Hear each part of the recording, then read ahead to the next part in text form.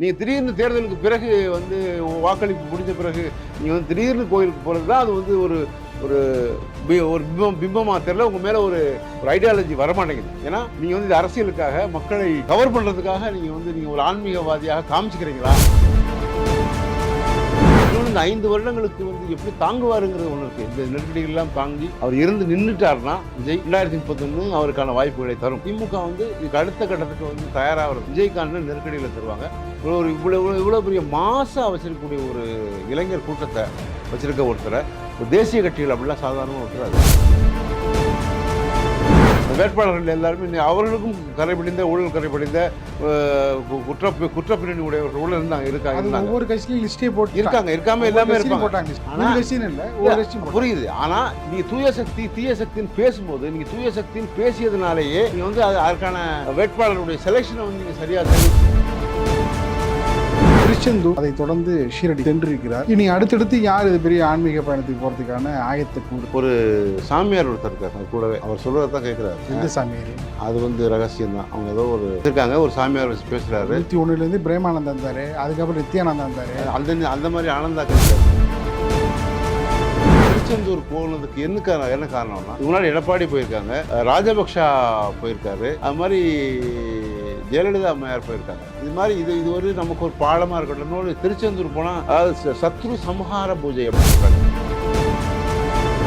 அடுத்து ஆன்மீக பயணம் மட்டும்தானா இல்லை வேற ஏதாவது வந்து அரசியல் கலந்து வேற ஏதாவது? இல்லை, வேற எதுவும் இப்போதைக்கு இல்லை. ஆனால் மே 4 வந்து அவர் ஊரில் இருக்க மாட்டாரு, ஆஸ்திரேலியா போறாரு அப்படிங்கிற மாதிரியான ஒரு ஐடியாலஜி இருக்கு. ஷிரடி சாய்பாபாவை போய் பார்க்கறதுனால வந்து சபூர் ஸ்ரத்தா அப்படின்னு ஒரு பூஜை அது பண்ணுறாங்க. அது வந்து எப்படின்னா பொறுமை மற்றும் நம்பிக்கையை தரக்கூடிய மாதிரியான பூஜை அது. அந்த ஸ்ரத்தா பூஜை வந்து செய்கிறதுனால அடுத்து நமக்கான வலிமை தரும், ஒரு நம்பிக்கையை தரும், நமக்கு வந்து அடுத்த கட்டத்துக்கு நகர்வதற்கான. ஆனால் இதில் ஒரு சின்னதாக ஒரு சர்ச்சை வந்து தனியாக போகல. 2 பெண்களை கூட்டு போனாரு.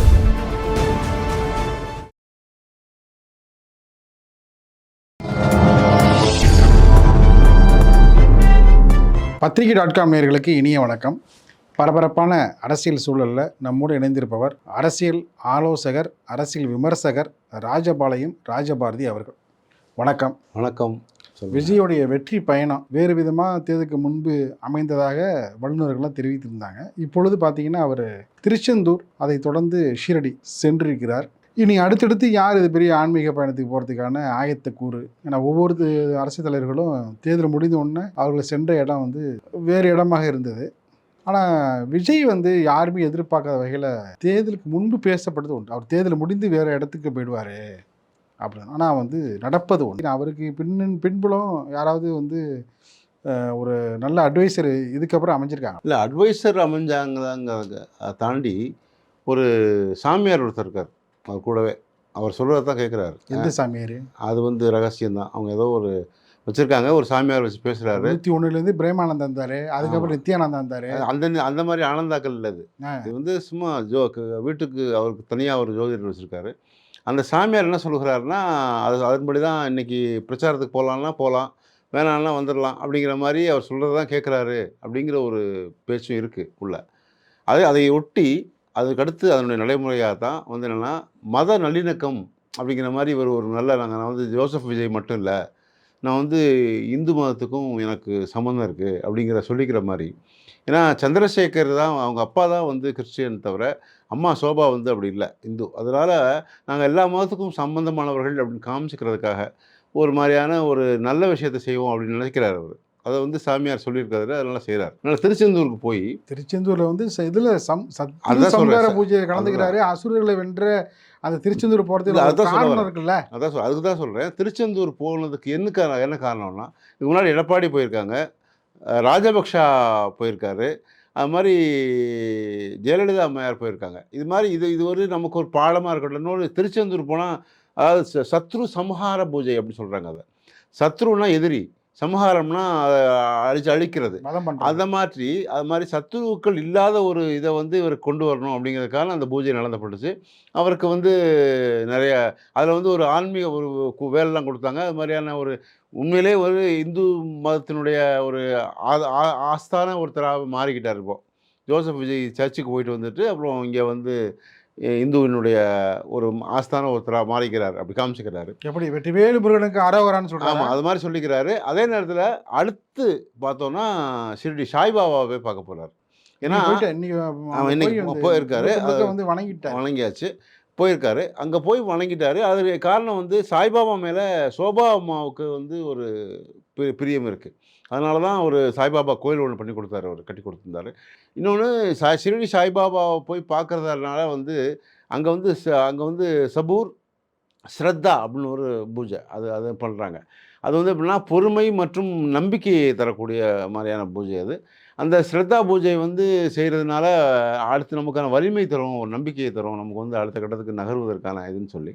ஆனால் இதில் ஒரு சின்னதாக ஒரு சர்ச்சை வந்துச்சு. இப்போது தனியாக போகலை அவர், 2 பெண்களை கூட்டு போனார் அப்படின்னு சொல்லி ஒரு இது வந்துருச்சு. அது கூட போயிருக்காங்க. ஆனால் அது முதல்ல திரிஷாவும் அவங்க அம்மாவும் சொன்னாங்க. அது அப்படி இல்லை, அது வந்து அப்படி இல்லை. ஏன்னா உதவியாளர் கூட்டு போயிருக்காங்க. விஷ்ணு ரெட்டியும் அவங்களுடைய குடும்ப நண்பர் விஷ்ணு ரெட்டியும் அவங்களுடைய விஷ்ணு ரெட்டியோட மனைவியும் அவங்க மகளும் போயிருந்தாங்க, கூட போயிருக்காங்க. அதனால் அது வந்து அப்படி உடனே ஒரு பூதாகாரமாக அதை ஊதி பெருசாக்கப்பட்டது. திரிஷாவும் அவங்க அம்மாவும் போனாங்க அப்படிங்கிற மாதிரி யாருன்னு தெரியல அப்படின்னு சொல்லி கொஞ்ச நேரத்துக்கு போகிறதுக்கு முன்னாடி அப்படி ஒரு இது வந்துச்சு. ஆனால் இதெல்லாம் வந்து என்னென்னா அவர் சொல்ல வர்றாரு, நான் வந்து மதசார்பற்றவன், எல்லா மதமும் எனக்கு சம்மதம், எல்லாத்தையுமே எனக்கு பிடிச்சிக்கிறது அப்படிங்கிறத காண்பிச்சுக்கிறதுக்காகவும் தனக்கான நம்பிக்கையை வந்து வளப்படுத்திக் கொள்வதற்காகவும் ஒரு ஐடியாவாலஜியாக தான் பார்க்குறேன். இன்னொன்று ஒரு இது வந்து அடங்கியிருக்கு. அப்படின்னா திருப்பரங்குன்ற சம்மந்தமாக அவர் குரல் எழுப்பவே இல்லைன்னு சொல்லிட்டு ஓங்கி ஒலிக்கின்ற குரல்களுக்கு ஒரு முற்றுப்புள்ளி வைக்கும் விதமாக திருச்செந்தூர் சென்றிருக்கிறாரா? இல்லை, அப்படி பார்த்து எடுத்துக்கூடாது. அது அப்படி எடுத்துக்க முடியாது. ஏன்னா திருப்பரங்குன்றத்தில் வந்து அது சர்ச்சைக்கு உள்ளான ஒரு விஷயம். அது தர்காவோட முஸ்லீம் தர்காவுக்கும் அந்த இந்துக்களுக்குமான கொடியேற்றுவர்களுடைய விவகாரம் அது. அதை வந்து இவர் அதுக்குள்ளே போகலை. இவர் வந்து முழுக்க அறுபடை வீட்டில் ஒருத்தர் திருச்செந்தூர் போய் வந்து வணங்குறது வந்து அவருக்கான சூரசம்ஹார சத்ரு சம்ஹார பூஜை மட்டுமே பண்ணுறதுக்காக மட்டும்தான் போகிறார். இதில் எந்த வித அறுபடை வீடுகளில் ஒவ்வொரு படைக்கும் ஒரு வந்து சிறப்பு இருக்குது. தந்தைக்கு உபதேசம் செய்த சுவாமிமலை இல்லைங்களா? அதேமாதிரி திருத்தணி என்ற அதுக்கு ஒரு சிறப்பு இருக்குது. அதுமாதிரி பழமுதிர்ச்சோலை, திருச்செந்தூர் வந்து முக்கியமாக வந்து சத்ரு எதிரிகளுக்கான அழிக்கிறதுக்கான ஒரு விழாவாக தான், ஒரு கோவிலாக தான் பார்க்குறாங்க. அதை கூடுதல் ஆலயமாக தான். அசுரர்களை வென்ற இடம். அதுக்காக தானே அசுரர்களை வென்ற இடம் எதுன்னா திருச்செந்தூர் தான். அதனால சூரசம்ஹாரத்துக்காக பாருங்க. அதனுடைய அடிப்படையில் தான் போறாரு. இது சூரசம்ஹாரமும் வந்து சிறப்பாக நடக்கிற 6 படைகளில் அதுதான் வந்து முக்கியமான ஒன்று. ஆமாம், நல்ல முருகன் தலத்தில் நிறையா தலங்கள் நடக்கும். இருந்தாலும் இது வந்து பார்த்தீங்கன்னா வந்து சிறப்பு, கூடுதல் சிறப்பு. இதுதான் வந்து விஜயோடைய இப்போதைக்கு ஆன்மீக பயணமாக இருக்குது. ஏன்னா அடுத்து ஆன்மீக பயணம் மட்டும்தானா, இல்லை வேறு ஏதாவது வந்து அரசியல் கலந்து வேறு ஏதாவது இல்லை, வேறு எதுவும் இப்போதைக்கு இல்லை. ஆனால் மே 4 வந்து அவர் ஊரில் இருக்க மாட்டார், ஆஸ்திரேலியா போகிறாரு அப்படிங்கிற மாதிரியான ஒரு ஐடியாலஜி இருக்குது. இன்னமும் அது கன்ஃபார்ம் பண்ணலை இன்னும்.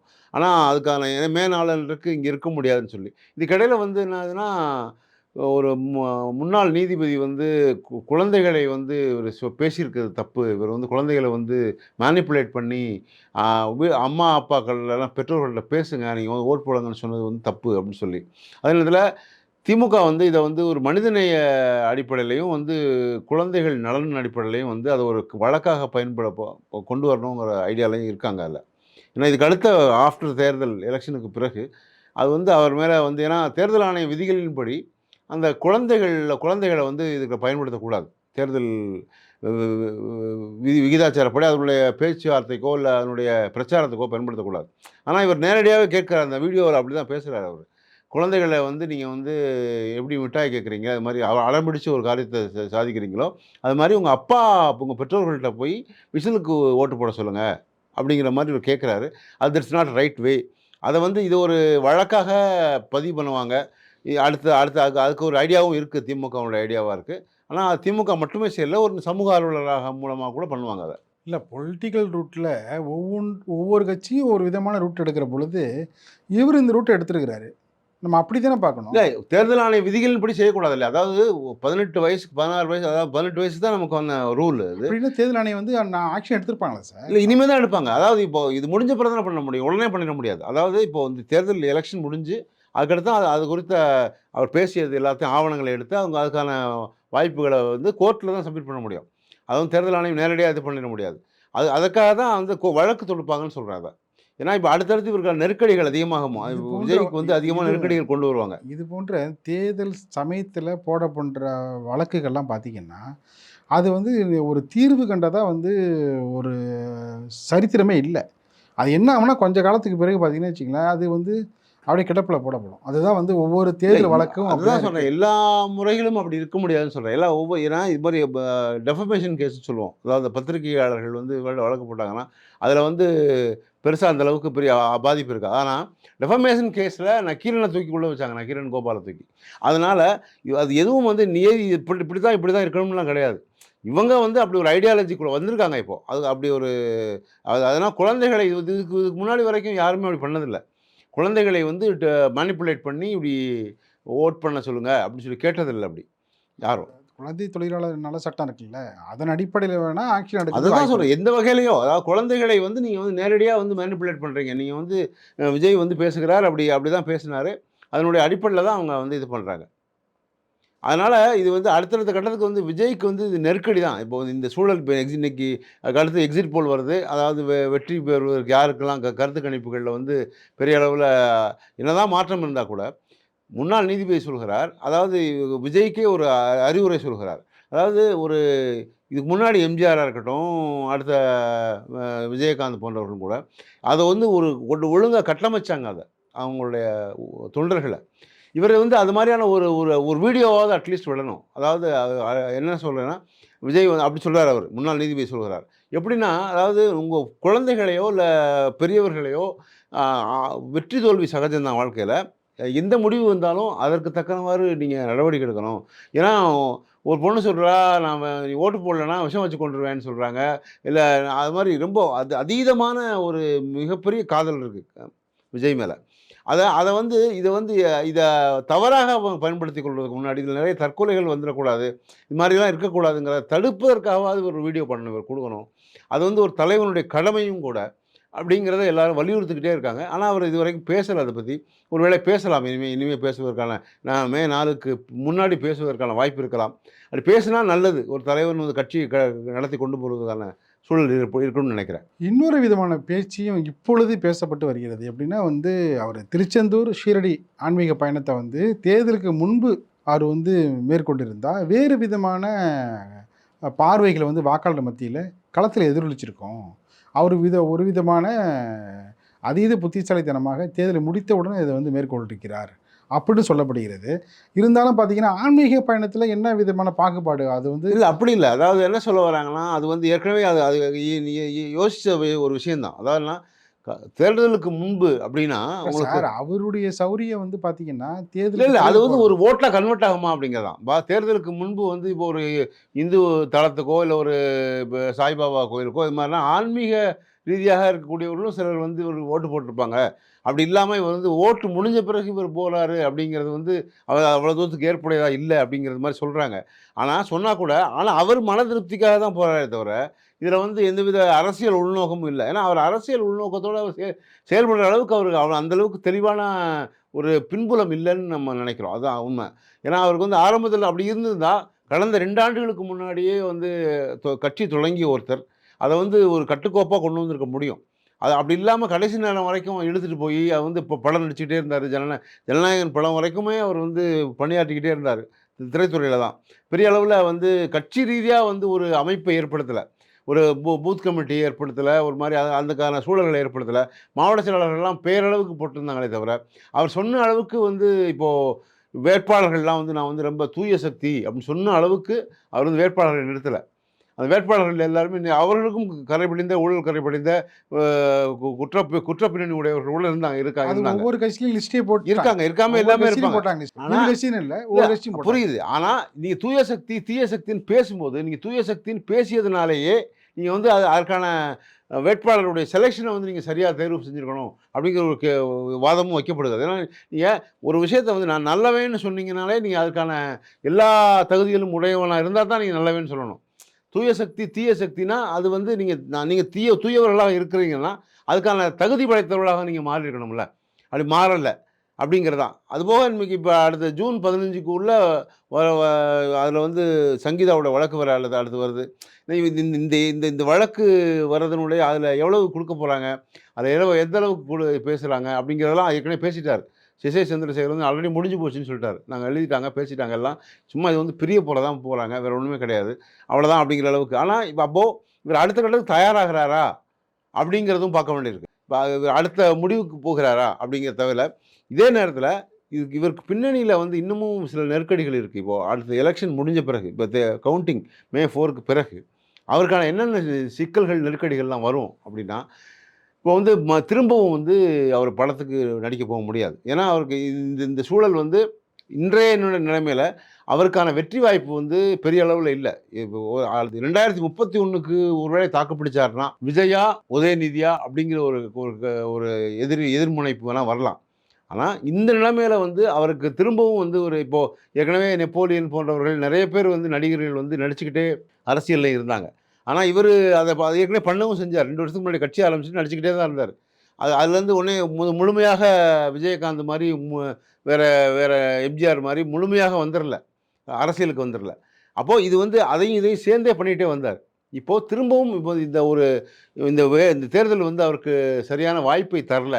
ஒரு ஒரு பெரிய அளவுல வெற்றியை தரல அப்படிங்கும்போது, அவர் திரும்பவும் சினிமாவுக்கு திரும்பினார்னா, அதுலயும் முட்டுக்கட்டை இருக்கிறது. ஏன்னா, ரெட் ஜெயண்ட் வந்து சாதாரணமா விட்டுற முடியாது. ஏன்னா, அவங்க வந்து ஆ திமுக வந்து எப்படின்னா, ஜெயலலிதா அவர்கள் இருந்தபோது கூட கோலோச்சுனாங்க. சினிமா துறைய பொறுத்தவரை அவங்க நெறைய இடங்கள்ல அவங்களுக்கான கியூப் மூலமா தான் படங்கள் வெளியிட கொண்டு போறாங்க. அதுக்கான நெறைய தியேட்டர்ஸ் அவங்க கையில தான் இருக்கு. இவருடைய படம் குருவி ஆ படம் வந்து ஆமா. குருவி அவங்க 2008ல அவங்க ரெட் ஜெயண்ட் தான் பண்ணாங்க. ஏன்னா, அப்போ வந்து இவருக்கான மார்க்கெட் இருந்துச்சு. ஆனா, வேணுங்கிறத எடுத்துட்டு போவதும், ஃபோக்கஸ் பண்றதும் அவங்க தான். அ மறைக்கிறதும் அவங்க தான்.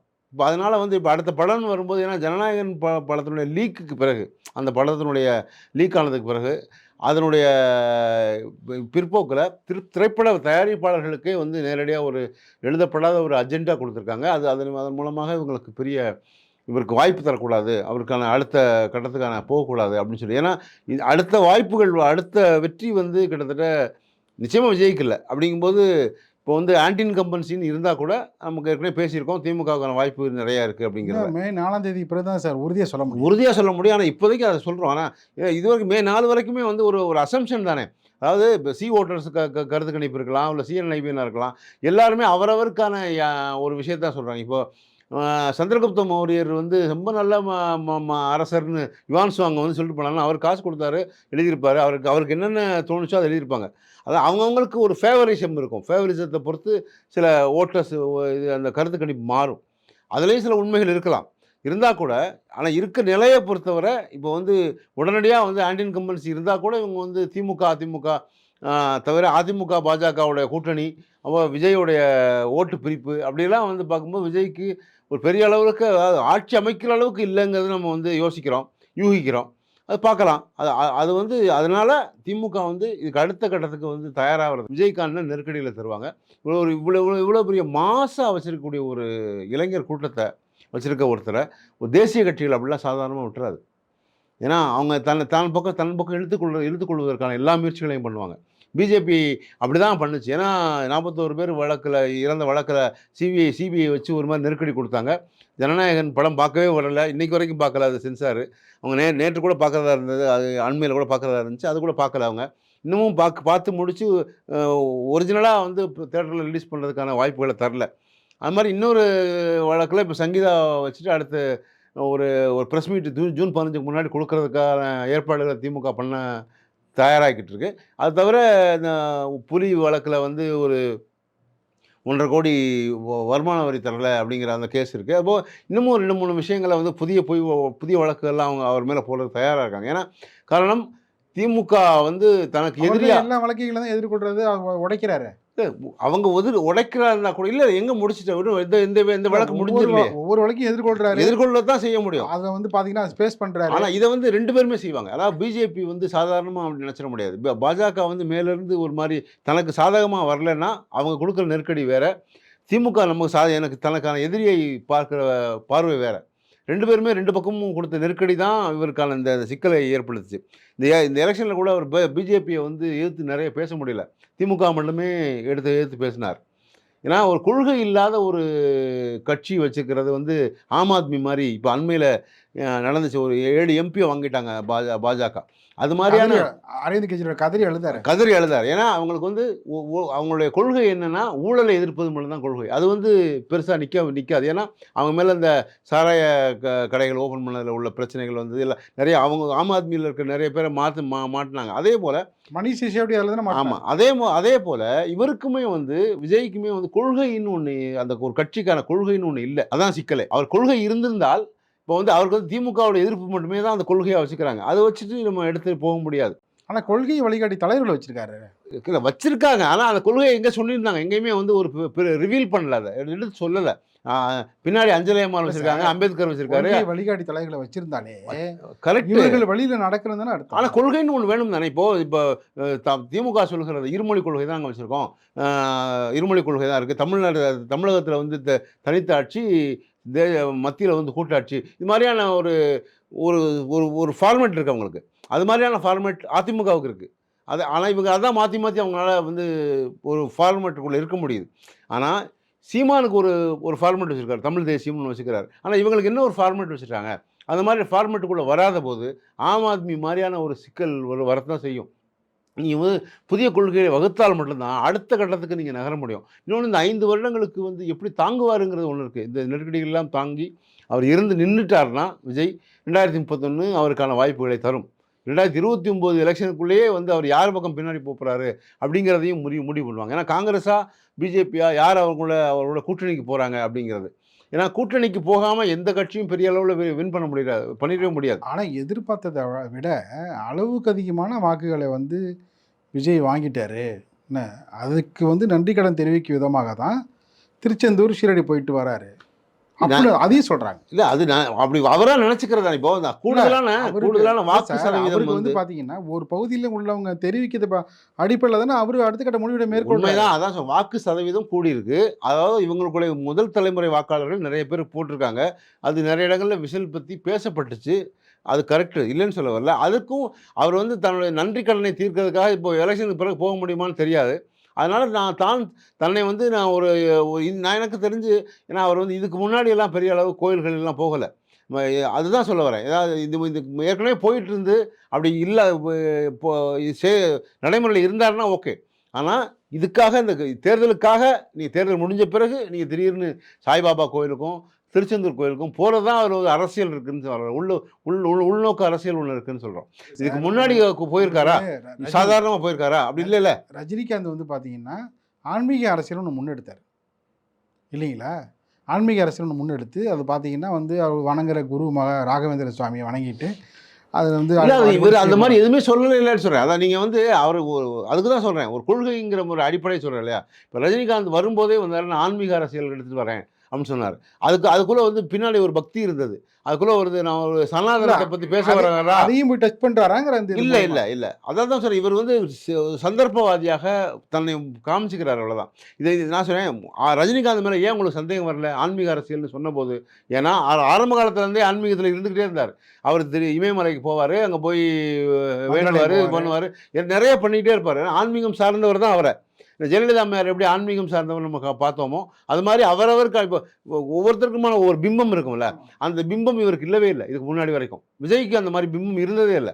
நீங்கள் திடீர்னு தேர்தலுக்கு பிறகு வந்து வாக்களிப்பு முடிஞ்ச பிறகு நீங்கள் வந்து திடீர்னு கோயிலுக்கு போகிறது தான் அது வந்து ஒரு ஒரு ஒரு பிம்பமாக தெரியல. உங்கள் மேலே ஒரு ஐடியாலஜி வரமாட்டேங்குது. ஏன்னா நீங்கள் வந்து இது அரசியலுக்காக மக்களை கவர் பண்ணுறதுக்காக நீங்கள் ஒரு ஆன்மீகவாதியாக காமிச்சிக்கிறீங்களா அப்படிங்கிற மாதிரியான தோற்றம் ஏற்படுறது அதனால தான். ஏன்னா இவர் தனக்கான கொள்கை என்னன்னு சொல்லிடணும்ல. இப்போ நான் வந்து இந்த மாதிரியான அரசியல் எடுத்துக்க போகிறேன். இப்போ ஒவ்வொருத்தருக்கும் ஒரு இருக்குல்ல, நான் திராவிட கொள்கை எடுத்துகிட்டு போகிறோம் அப்படின்னு ஒவ்வொருத்தர் சொல்கிற மாதிரி, தமிழ் தேசியம் சொல்கிற மாதிரி அவர் தாக்கத்தை ஏற்படுத்த மாட்டார், நம்பிக்கை தரமாட்டார் அப்படின்னா தினந்தோறும் அவரை பற்றி எல்லாரும் பேசிட்டு தானே இருக்காங்க.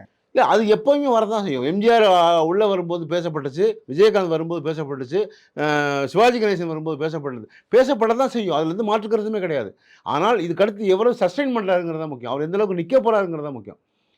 ஆஃப்டர் எலெக்ஷன் இந்த கவுண்டிங்க்கு பிறகு மே 4க்கு பிறகு என்ன நிலையோ அதை பொறுத்து தான். இன்னொன்று, தன்னுடைய தொண்டர்களையே வந்து கட்டுப்பாட்டுக்குள் வைக்க முடியாத ஒரு தலைவர். அதான் பிரச்சனை. இப்போ நீ முத்தம் கொடுத்தா நானும் முத்தம் கொடுத்தா தான் இறங்குவேன்னு சொல்லி கேட்கும்போது, எஸ்ரா அப்படி சொல்லக்கூடாது எந்த ஒரு தலைவர். அப்போ அதற்கான எந்தவித ஒரு ஒரு முன்னறிவிப்பையோ இல்லை ஒரு ஒரு அறிக்கையவோ அவர் கொடுக்கல. ஒரு அறிக்கையாவது கொடுத்துருக்கலாம் இப்போ. இப்போ குழந்தைகள்லாம் அப்படி பண்ணாதீங்க. அது மாதிரி ஏதோ செஞ்சுருக்கலாம். எதுவுமே செய்யாமல் தனக்கான லாபம் மட்டுமே நோக்கம்னு அவர் யோசிக்கிறார். அதான் சிக்கலை. பொறுத்திருந்து பார்ப்போம். நிகழ்ச்சியில் பங்கேற்று பல கருத்துக்களை தெரிவித்தமைக்கு நெஞ்சார்ந்த நன்றி. நன்றி, வணக்கம்.